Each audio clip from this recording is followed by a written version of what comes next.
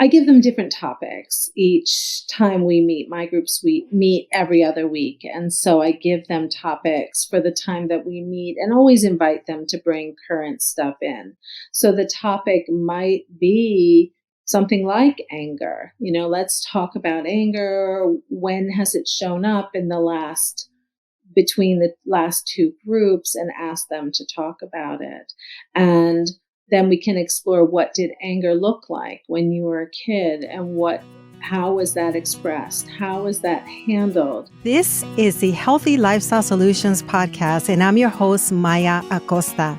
If you're willing to go with me, together we can discover how simple lifestyle choices can help improve our quality of life and increase our longevity in a good way. Let's get started. So welcome back, friends, to another episode of the Healthy Lifestyle Solutions podcast. I'm your host, Maya Acosta. Today, we're talking about one of my favorite topics. It's on group therapy.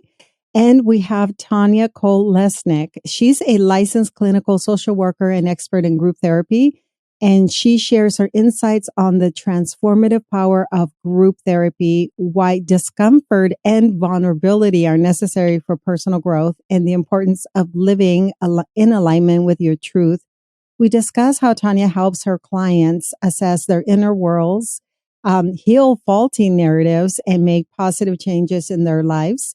So you're going to want to tune in for this topic, and also a little bit more about Tanya. She has been a psychotherapist, licensed clinical social worker, and coach since 1995.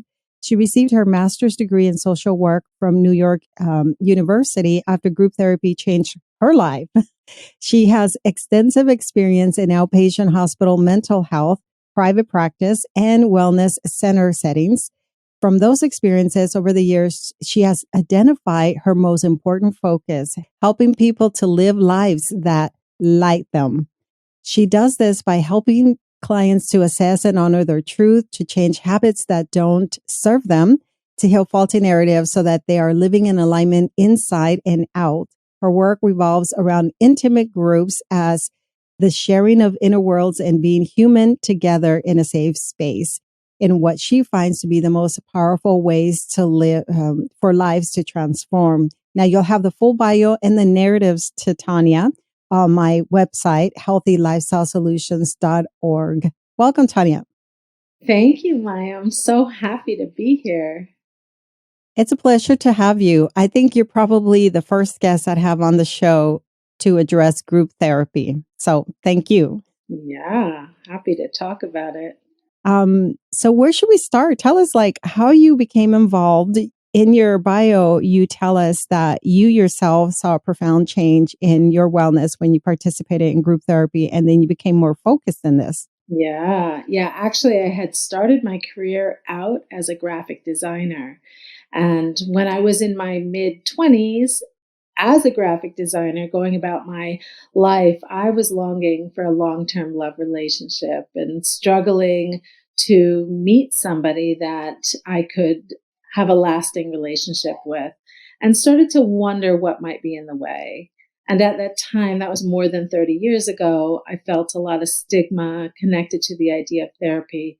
So at first, I didn't consider it as an option. I sort of dismissed my issues and decided they weren't legitimate enough as well.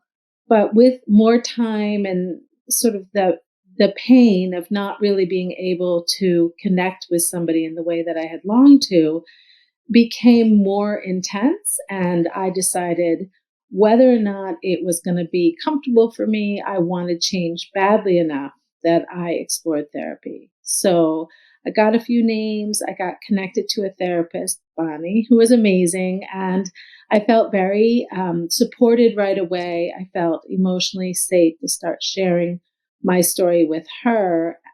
And then very early on, she suggested I add group therapy to the mix. The thought of that really terrified me. I was being much more vulnerable with Bonnie than I had been with anybody really before then. But I was building some trust with her. She thought it would be helpful. I really did long for change. And I was sort of intrigued. So I decided to go ahead and give it a try. And I did. And it was not easy.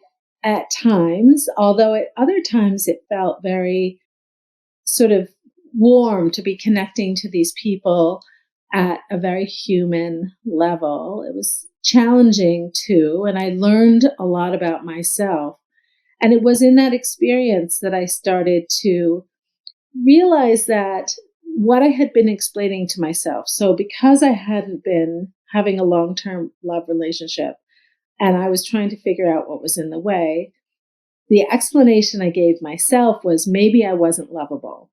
And so I went into this group situation being worried that maybe I would find that out to be true, that I wasn't lovable. And with some time and connecting to other people, started to realize that people I built some admiration towards were struggling with some similar insecurities. And I could see that they were amazing people. So I got me thinking about my own worries about being flawed. And I kind of switched that narrative into it's not that I'm flawed, it's just that I'm human. And it helped me really get much more comfortable in my own skin. And then when I went out into the world, people were starting to connect to me differently because I was more comfortable in my own skin. And pretty soon after that, I met several men, but one of the men that I met along the way became my husband. And he and I ended up celebrating our 30th wedding anniversary in September. So certainly that's a long-term love relationship. That part happened. But what I hadn't anticipated was how much I would connect to myself, how much I would learn to love myself, how much I would learn about needs and honoring that and setting boundaries and things like that. And from that place, I decided this is big, important work. And I went back to school and became a therapist at that point and dedicated my own life to helping other people have transformations of their own. Mm, that's beautiful. I'm curious to know how long you've had like the group therapy portion of it in place. You've been practicing for quite a while. Do you do individual coaching as well, or is it mainly group therapy? I do both. I do individual and group. Although, so my work, I've done private practice, I've worked for other people.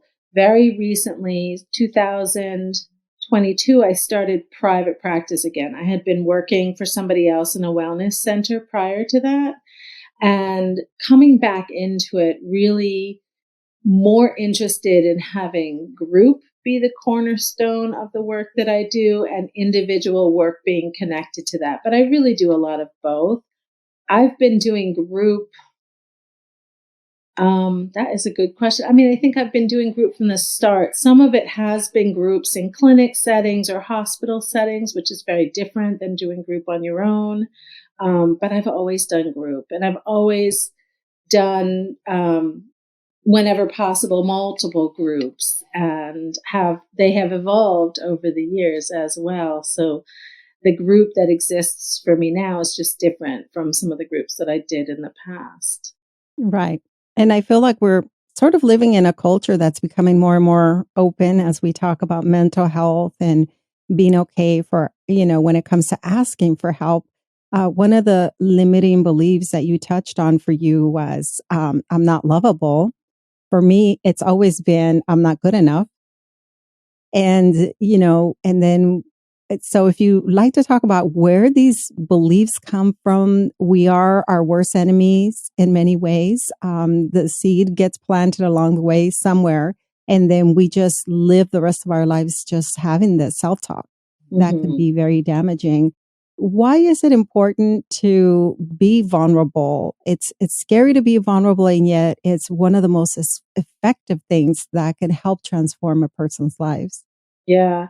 Yeah. I think what you were saying about the limiting beliefs, a seed has been planted. So for many of us, it's from the families that we grew up in, the culture that we grew up in as well.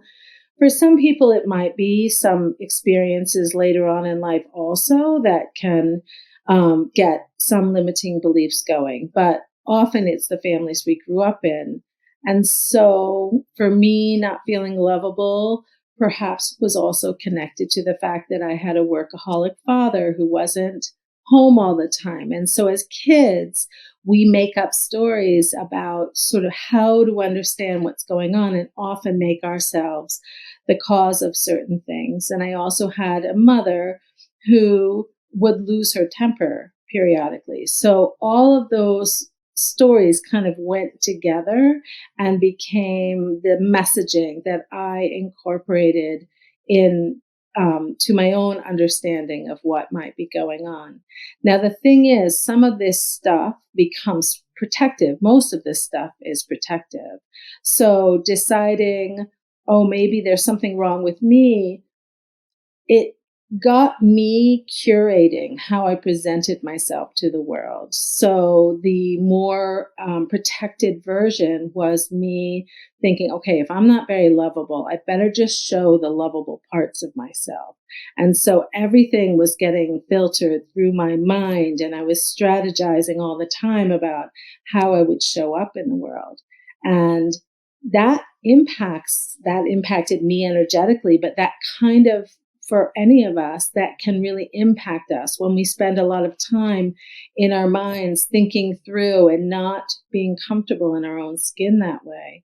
And so it was a bit of a self-fulfilling prophecy in that I was worried I wasn't lovable. And so I was trying to present myself in a very specific way and being very choosy about what I allowed to be seen, but then very noticeably not comfortable in my own skin. That people can feel that.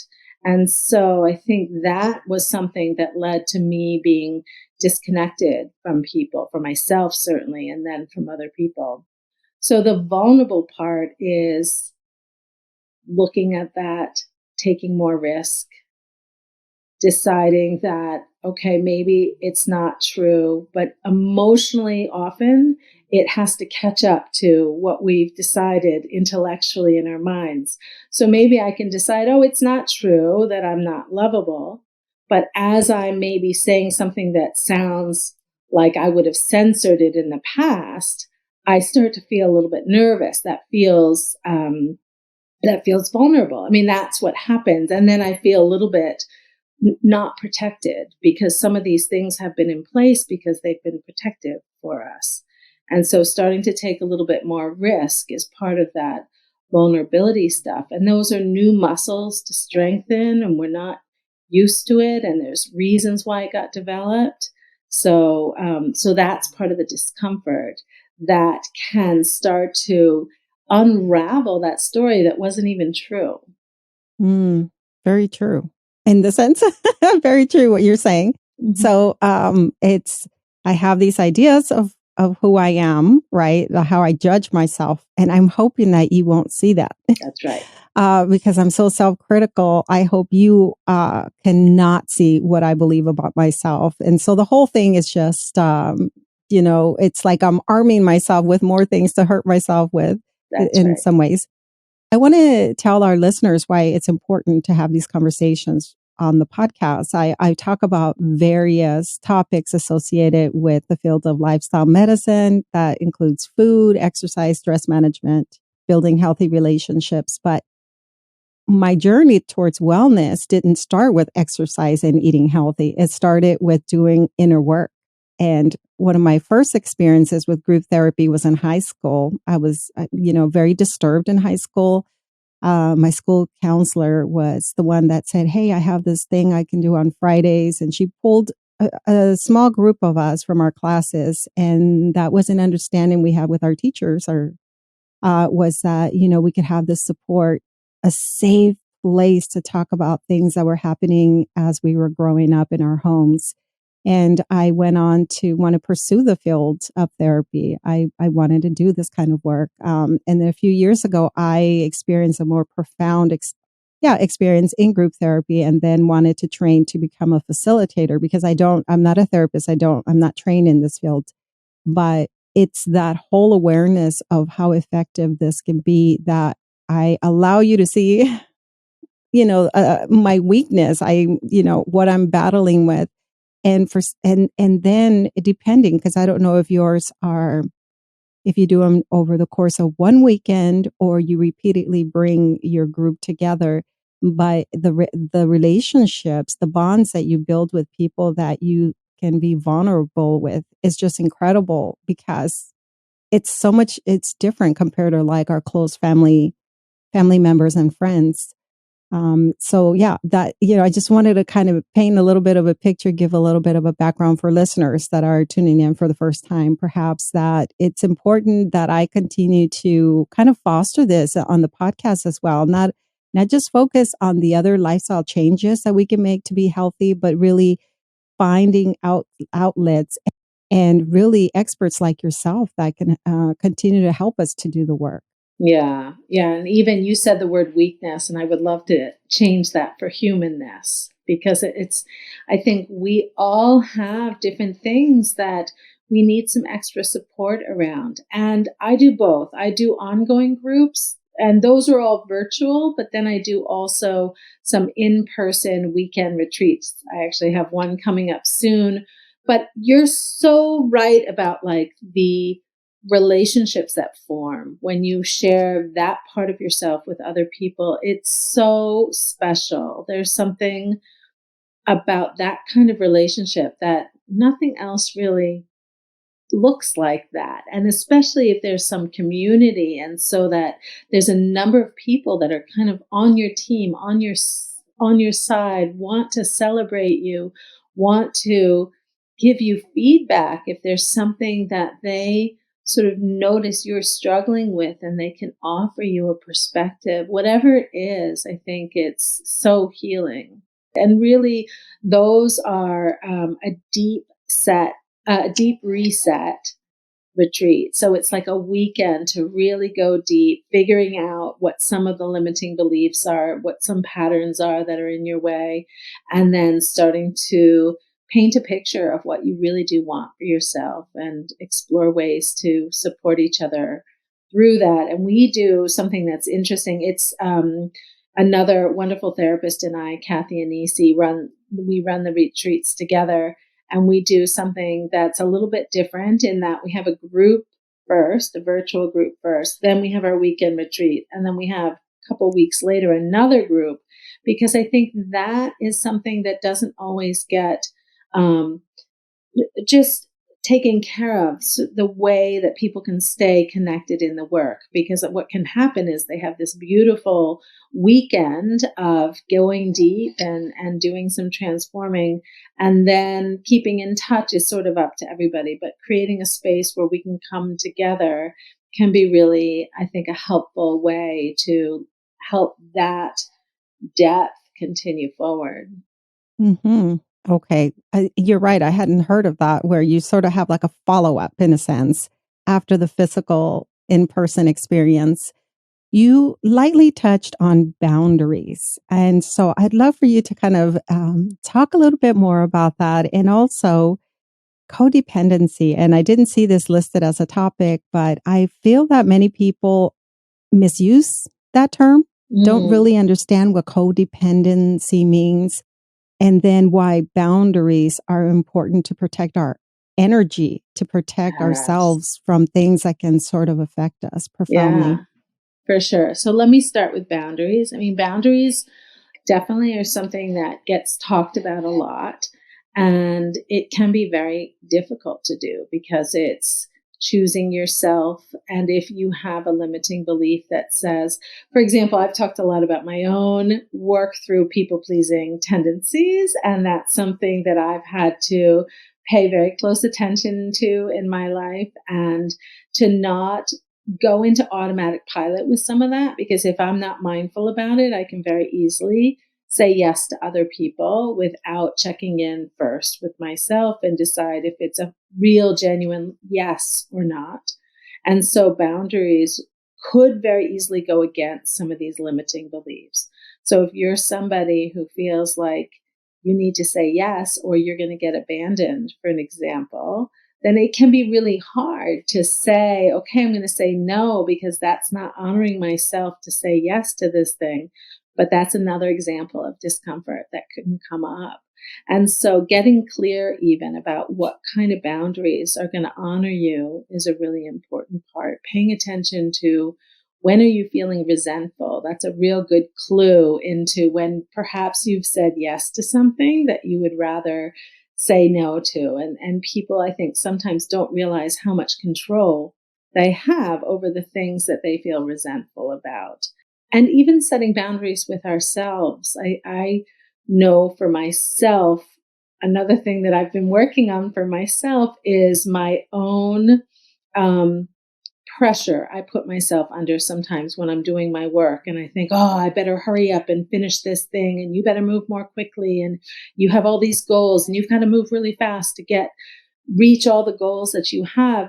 And I'm like upset with myself before I even start, as if my moving forward is never the right pace. And so a boundary that I've set with myself is I'm not going to talk to myself that way as I'm doing my work. I'm going to honor that my pace is a fine pace and I am going to catch myself if I'm have that very critical voice and set a boundary around that. So that's another example, even that we can set boundaries with ourselves, even.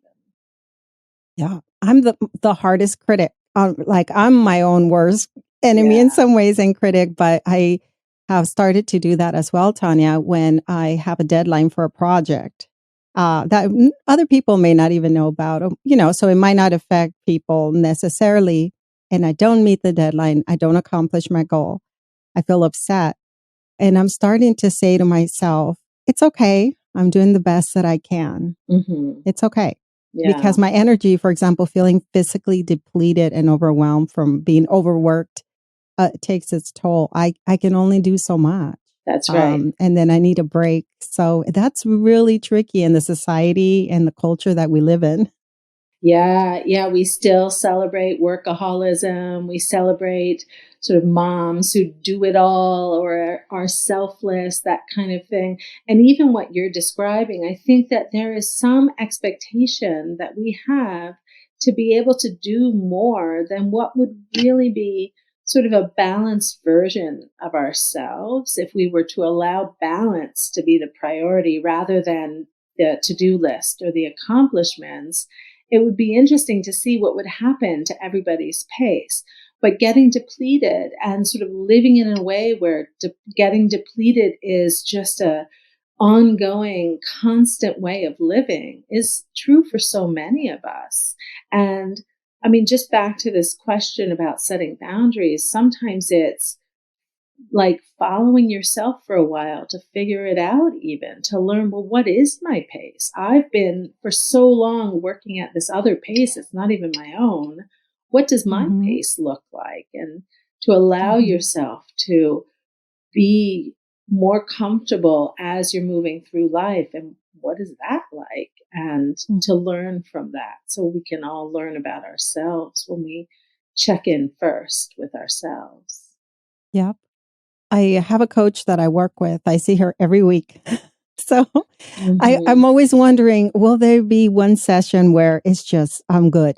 Yeah, yeah, Nothing to yeah. talk about, but I'm not there yet. Yeah, So yeah, yeah, a yeah. lot, a lot of work to do. So, and the reason I bring that up is because of something that you just said, which suddenly slipped my mind as I was thinking about that. It's, oh, you know what it is? It's related to how we speak to ourselves. Now, I say limiting beliefs. My coach says the story that I'm telling myself, the Hmm. story that I'm running, because in that sense, I'm using these lenses when I'm in that moment of I'm viewing life with these Hmm. glasses or however. How do you address that? What do you call that? And how do you work with patients or clients to change the perspective that they're experiencing at that moment? Yeah, I actually use both as well. I use limiting beliefs. I'll talk about it in that way. And I see them a little bit differently, but there's definitely overlap. And I'll remind a client or sort of give them feedback if they're responding to something that they don't even know for sure. They're making up a story about what they think somebody else's reaction is to them. For Yep. example, Right. So I can help the client just pause for a second and remind them, but you don't know that for sure. And the client will say, right, I don't. And so it's a story, and remind them that that's a version of what I've been calling recently this idea of energetic clutter. And I think that's an example of what energetic clutter is, because you can spend a lot of time in that space trying to make up why somebody's doing the things they're doing, what they meant by certain things. But unless we know, our stories don't really mean anything. So, and we can only know if they choose to tell us. Yeah. And so having a reminder about what is a story and working on letting that go, and even having a Hmm. bit of a mantra, oh, that's just a story, as we catch Hmm. ourselves. If that's a pattern that we realize that we get into again and again, that could be a Hmm. very specific thing to work on. Oh, I have this tendency to make up stories about what I think other people are thinking, and I don't know the truth to that. And Brene Brown, the amazing woman that researches shame and vulnerability, tells a story about some thing with her husband where she was making up a story, he was making up a story, and they were both having this emotional experience that had nothing to do with the other person, only with the story that they were each making up. So checking in with each other about that, and being even able to use those words and say, well, I'm making up a story of whatever it is, and say, is there truth to that? Because that's where I'm going. And being honest about that can be really helpful. Okay, so you say making up a story, but I have found myself in moments with my husband where there's tension as we're talking about something, and because we both have this making up a story about some, Mm-hmm. we're carrying this. Yeah. Sometimes we could actually have a tense moment in conversation because we both have a misunderstanding about what we're talking about. And it's happened Totally. to us several times where I'll stop when it's turning into an argument, and I'll stop and I'll say, wait a minute, what are you talking about?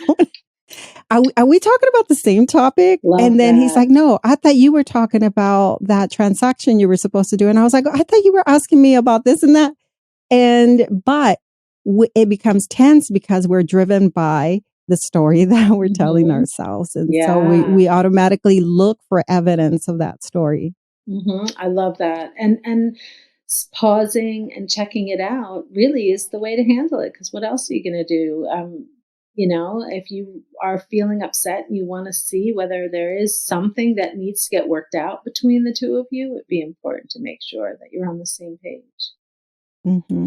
You've said that sometimes we have resentment when we haven't set those boundaries, and that's sort of the first sign that we know we violated our own boundaries. In a sense, we haven't set a strong boundary, and we feel resentful. Is anger part of it? When I'm feeling angry about a situation, because it could be a situation or an individual, I'm feeling angry. Is it part of it because I didn't set a boundary, but also because I didn't speak my truth? I mean, it totally could be, and also maybe not. I mean, anger is a real thing and a real emotion that we can experience. And sometimes it is that we're not taking care of ourselves and we're angry about the way we're treated, even though we're not honoring ourselves. So we can be angry at Mhm. ourselves about that. We can be angry at the other person, but it's really not fair to be angry at another person if we haven't done a good job of communicating sort of what we need, um, for sure. But sometimes Mhm. anger can come up for legit reasons that somebody is maybe behaving in a way that crosses a boundary that we have been clear about. Mhm. I've had some real cathartic group experiences. So I guess it depends on the coach, the individual that's guiding the therapy, the group. But I've allowed myself through these experiences to let out the things that I wish I could have said Mm, to the abuser. And so sometimes I wonder, well, I guess the reason I'm even asking is because I'm wondering, what does your group therapy look like? Do you model that with each other? Do your clients model or practice asking for their needs and their wants? Yeah. Usually the way it works in my groups is, yes, they start to identify. I give them different topics each time we meet. My groups, we meet every other week. And so I give them topics for the time that we meet and always invite them to bring current stuff in. So the topic might be something like anger. Let's talk about anger. When has it shown up in the last between the last two groups, and ask them to talk about it. And then we can explore, what did anger look like when you were a kid, and how was that expressed? How was that handled? And also, how did you handle it this time? And so let's say all of that discussion happens and the anger is lingering. It's not something that got addressed. It's something that got neglected. Somebody just said, okay, well, we stopped talking for a bit and then we acted like it just didn't happen. Then yes, we can practice. How would you talk about it? What do you want to say about that? And help the person start to formulate, what would their boundary look like? What would their conversation to whoever it is look like? And start getting clear for their own language. I always feel like it's really important for people to use whatever language resonates for them, because if it doesn't have resonance, it's not going to sort of feel as comfortable, even though it is uncomfortable, but it's not going to feel as true to them. It's not going to feel as comfortable. So helping people find their own language that they can use, practice a little bit. And then we're celebrating each person. So as they come back, we're very eager to hear, how did it go, and check in, and we're there with you. And one of the things that's so great about group too is, even though we're not with the people when they're starting to do some of the things that they were practicing in group, they often, because this was certainly my experience, and we've talked about it also in group, you kind of feel like you have your team of people with you, even though they're not really there. So it feels safer to start taking some of these steps when you know that there are people sort of rooting for you in that very specific way. Mm-hmm. And when you say, even though they're not with you, are you talking about the online group? Well, what I mean is, let's say somebody's practicing what they want to say to their partner in Oh, group. And so okay. then they leave Yes. group and they're going to go say it, that they still know that we're there, even though we're not actually there. But I think there's a real sense of, I've got a team with me, which is, I That's think, a right. wonderful feeling. Yeah. I remember my coach had me once practice saying no. Love it. and and she said louder, and this time use your body. So I'm like, Yeah. no. And so, Tanya, I think what was so surprising to me is, I don't know that I ever say that way. I don't think I've ever said no to anybody the way that I was trained, and as we were practicing the whole experience of how I would say no to someone. And what dawned on me is, the only being that I say no to like that is my dog. And Interesting. so Yeah, there's fear for associated with sure. saying no. Mm-hmm. There's that fear of rejection, the Mm-hmm. fear of being judged. Mm-hmm. And I'm talking about no as being part of the boundary that you're Yeah, setting. for sure. A Yeah. lot of fear. Yeah. Hmm. And I think people often will question, oh, is my no legit enough? Do I really want to say this no? I think sometimes people struggle with feeling clear enough to do the hard no, because it's not easy. And without some clarity of, like, nope, I need to do it, not just you, but any of us might struggle to take that step. Yeah. And you had asked me about the codependent piece as well. So I just wanted to touch on that a little bit, because you were, I think, trying to understand it a little better, even what does codependence really mean?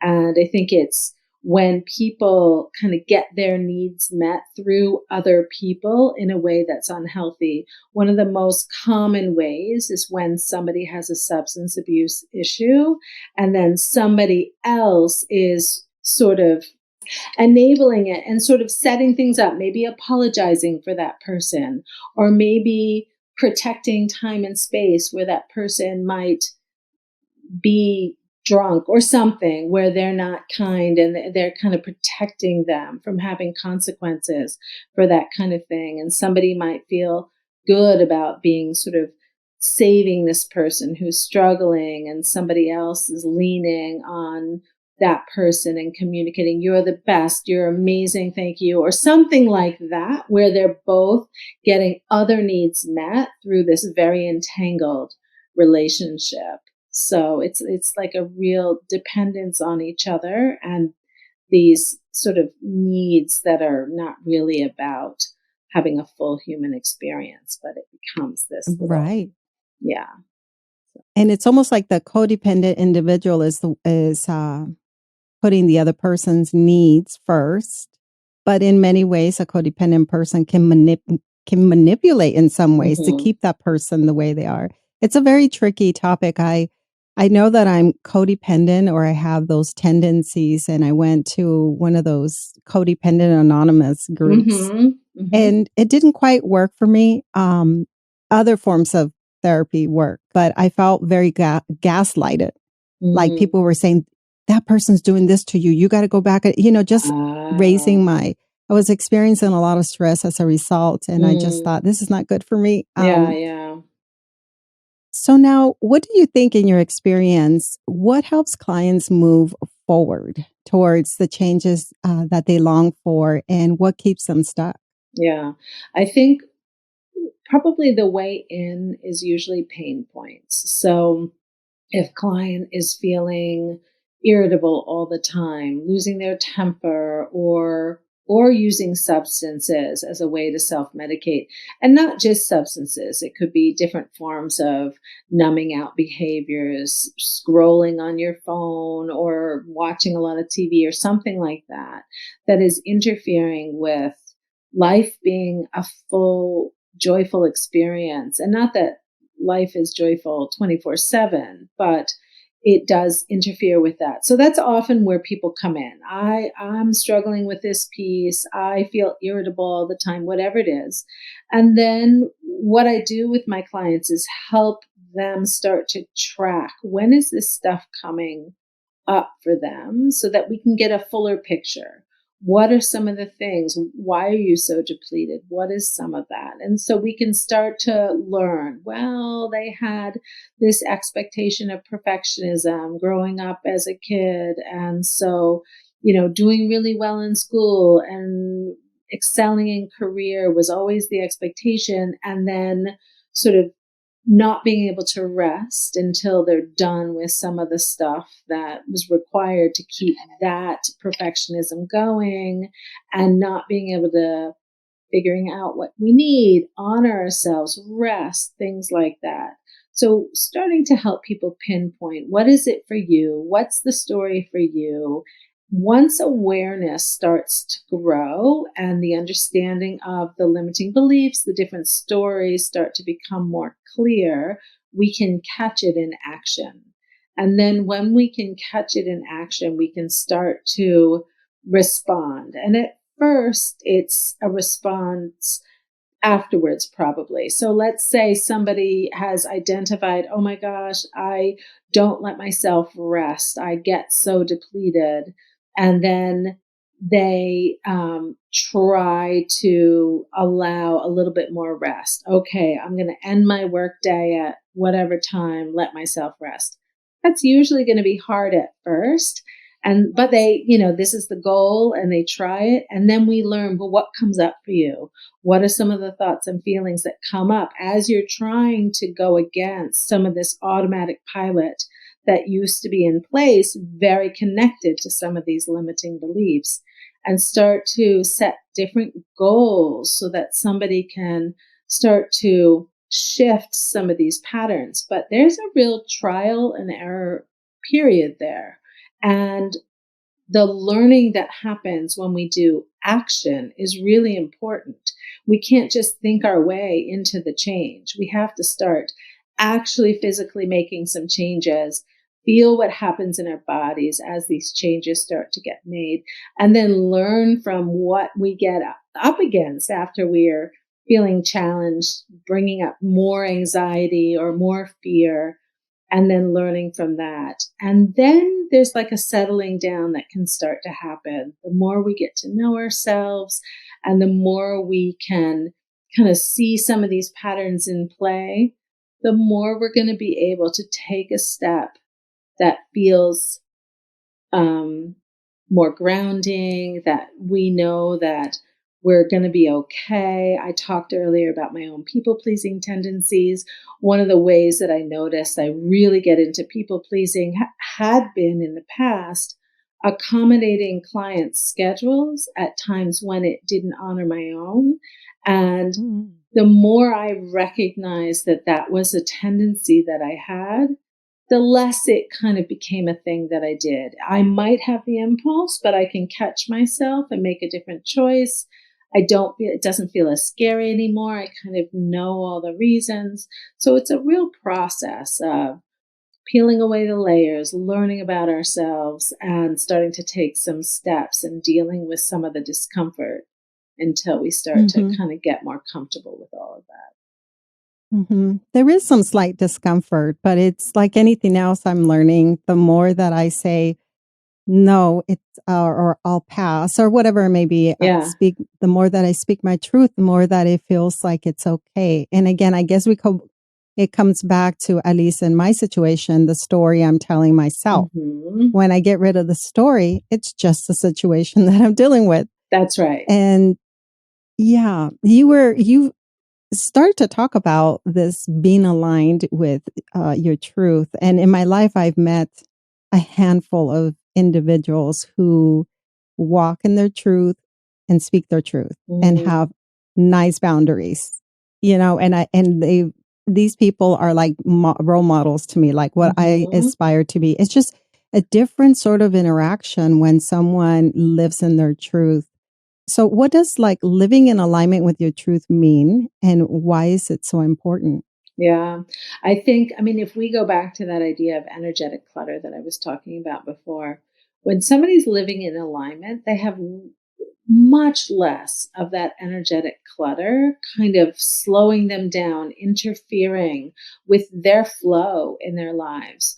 When somebody lives in alignment, there's almost something sparkly about them because they're in flow with their life in a way that really connects to them and resonates for them. And there's something very present. And I'm guessing this is probably what you experience with these people you have in mind that you've known in your life about people who have lived in alignment. They're energetically, we can almost feel it when we're near those people.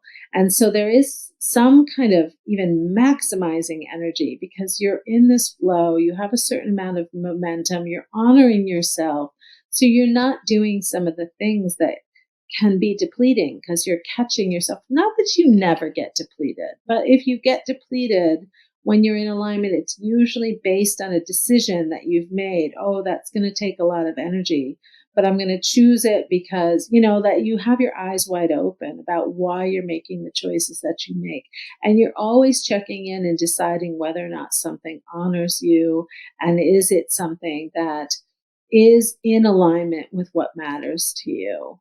And that's part of this ongoing process as somebody is living in alignment. There's a real connection to themselves when people prioritize that piece of alignment. Yeah, it's a form of self-care too, to say, hey, this is what is true for me. Yeah. It's a beautiful thing. We started with your story, Tanya, of initially you sharing how group therapy was very effective with you, for you, and as a result, it sort of, this journey brought you to do really the work that you're doing today. I once heard, probably when I was in training to also facilitate group therapy, I once heard someone say that a therapist is only as effective as the work that he or she does on themselves. And so you do that as well. You Always. I said walk the talk, or what? Anyway, Right. how Walk the important, walk, walk the talk, both. how important is it, that you practice what you preach, so that your clients can continue to grow as well?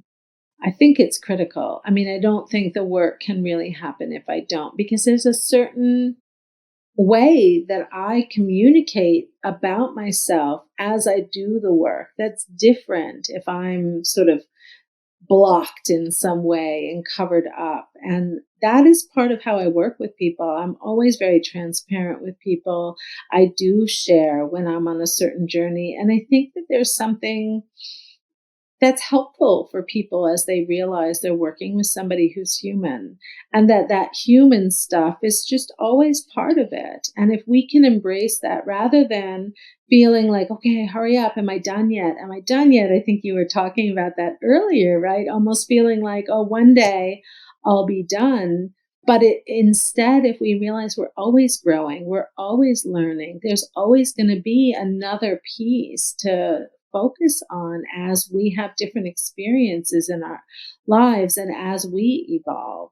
And so I think as I go through my own periods of growth or transition or whatever it is, and can connect with clients about some of those experiences as well, it just gives us all a richer experience. And people, I think, in that feel seen. If they felt like, oh, I've figured out my life, I don't have any issues, then there becomes this hierarchy where I'm kind of above and they're below, and there's something like, oh, I've got life figured out, but they don't. But that's just not the way it goes.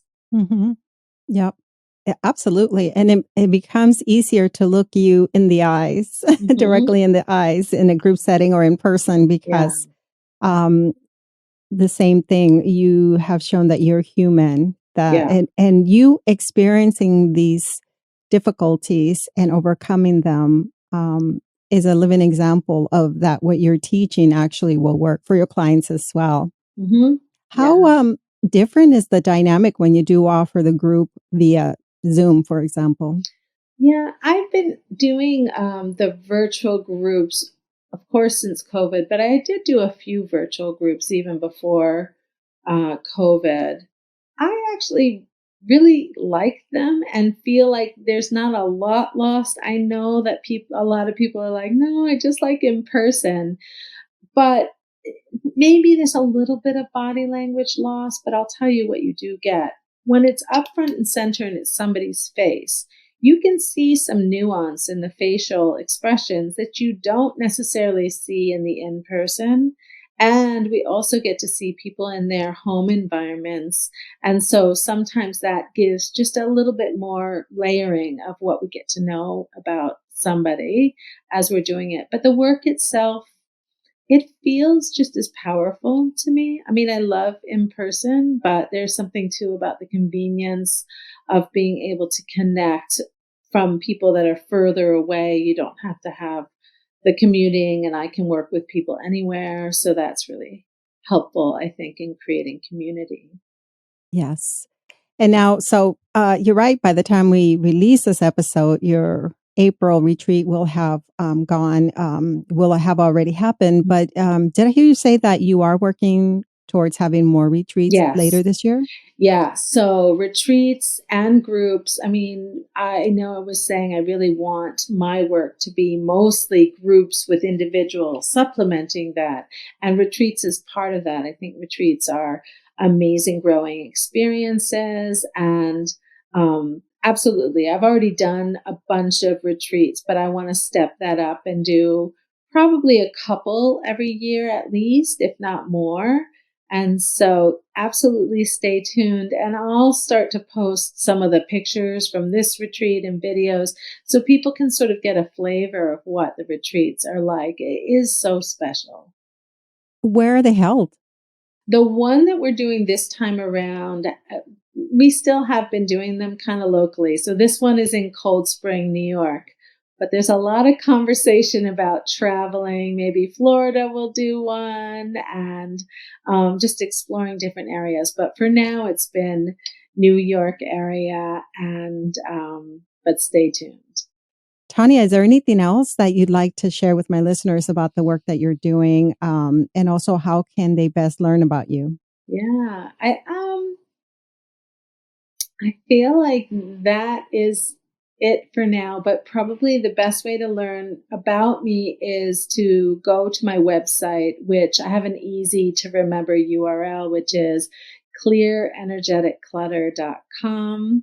And on there, actually, I have a little documentary that I made that's just 10 minutes long. And it is about the story that I shared about how group therapy changed my life. So I'm really proud of it. And if anybody wants to check that out, I would love that. And I would love to connect to anybody interested in pursuing really any kind of support. But I do have a free discovery session that somebody can schedule themselves on my website if they're interested in talking about group and learning a little bit more about how that would work for them specifically.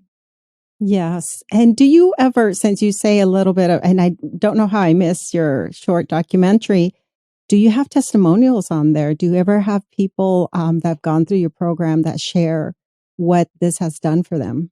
I don't have testimonials in video form, but I do have written testimonials on my website. So, yeah. Okay. Oh, well, this has been awesome. I really want to encourage my listeners to go out and check you out. I'm going to put the link in the show notes, but definitely reach out to Tanya. I mean, I believe in this work, and I'm just so honored that I had the opportunity to speak with you, Tanya. Oh, thank you, Maya. And I loved our conversation and connecting with you. And I love the work that you do. And it makes me happy to really connect with people who are in alignment with some of, what matters most to us to bring to the world. That's right. Thank you so much. Thank you. You've been listening to the Healthy Lifestyle Solutions podcast with your host, Maya Acosta. If you've enjoyed this content, please share with one friend who can benefit. You can also leave us a 5-star review at ratethispodcast.com/HLS. This helps us to spread our message. As always, thank you for being a listener.